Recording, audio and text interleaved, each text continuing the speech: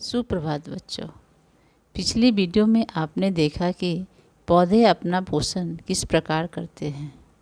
आज के इस वीडियो में हम लोग प्राणियों में पोषण के बारे में जानेंगे। यह पाठ वर्ग 7 के विज्ञान विषय की किताब के द्वितीय अध्याय में दिया गया है।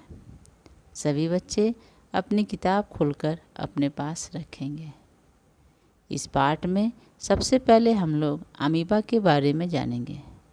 अमीबा की संरचना कैसी होती है तथा अमीबा में पोषण कैसे होता है। अगली वीडियो में हम मनुष्य में पोषण के बारे में जानेंगे। तो चलिए आज पाठ की शुरुआत करते हैं। तो चलिए जानते हैं अमीबा होता क्या है। अमीबा जलाशयों में पाए जाने वाला एक प्राणी है। यह अनिश्चित आकार का एक कोशिकीय जीव है। तो आइए देखते हैं अमीबा की संरचना। अमीबा एक कोशिकीय जीव होता है। कोशिका चारों ओर से झिल्ली से घिरी होती है, जिसे कोशिका झिल्ली कहते हैं। कोशिका के अंदर केंद्रक होता है। केंद्रक चारों ओर से कोशिका द्रव से घिरा रहता है। कोशिका द्रव में बुलबुले के समान अनेक धानियाँ होती है। अमीबा की आकृति हमेशा बदलती रहती है, क्योंकि अमीबा में उत्पाद बनता है जो इन्हें गति देने एवं भोजन पकड़ने में सहायता करता है।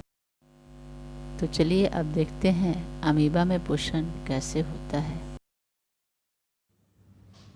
अमीबा सूक्ष्म जीव जैसे शैवाल के छोटे छोटे टुकड़े, बैक्टीरिया, डायटम्स आदि का आहार करता है।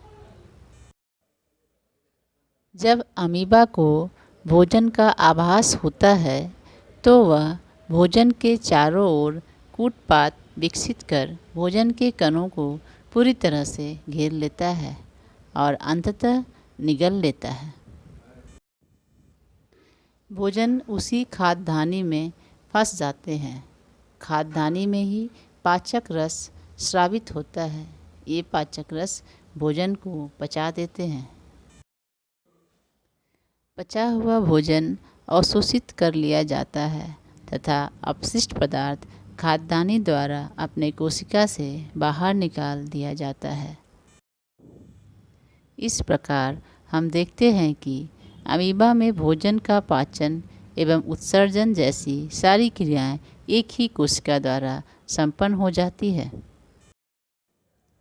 आइए अब हम अमीबा में पोषण को चित्र द्वारा समझते हैं। दिखाए गए चित्र में आप देख सकते हैं कि अमीबा किस प्रकार भोजन के कण के पास आने पर अपने शरीर से कूटपाथ विकसित करता है। चित्र नंबर 2 में आपको यह साफ दिखाई पड़ रहा है कि किस प्रकार शरीर से कूटपाथ विकसित हो रहा है। तीसरे नंबर चित्र में आप देख सकते हैं कि कूटपाथ भोजन के कण को चारों ओर से घेर लिया तथा चौथे चित्र में उस खाद्य के कण को अपने शरीर के अंदर समाहित कर लिया। इस प्रकार अमीबा में पोषण की प्रक्रिया पूर्ण होती है। क्योंकि अमीबा एक कोशिकीय जीव है, अतः उसकी जीवन की सभी प्रक्रियाएं एक कोशिका में ही संपन्न होती है। अमीबा को हम लोग अपनी सामान्य आँखों से नहीं देख पाते हैं। इसे देखने के लिए हमें सूक्ष्मदर्शी की आवश्यकता पड़ती है। आशा करती हूँ कि आज पढ़ाए गए पाठ अमीबा में पोषण के बारे में आप सभी को अच्छी तरह से समझ में आ गया होगा। अगली वीडियो में हम लोग मनुष्यों में पाचन के बारे में पढ़ेंगे।